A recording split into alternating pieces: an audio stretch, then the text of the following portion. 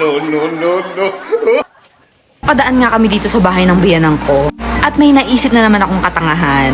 Gusto ko lang naman kasing gumanti ngayon sa mga ginawa sa akin itong lalaking kalbo na ito. Sa mga pambubwisit ba sa akin, ganon. Nga daw kami umalis, ipagluto muna namin yung biyanan ko.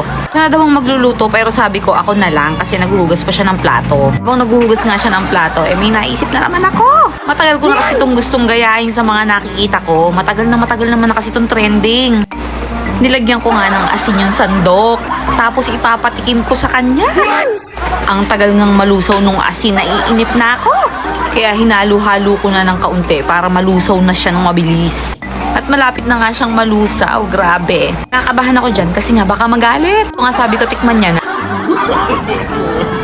Sarap na.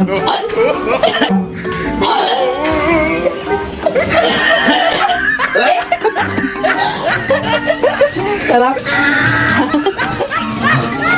Sarap ba?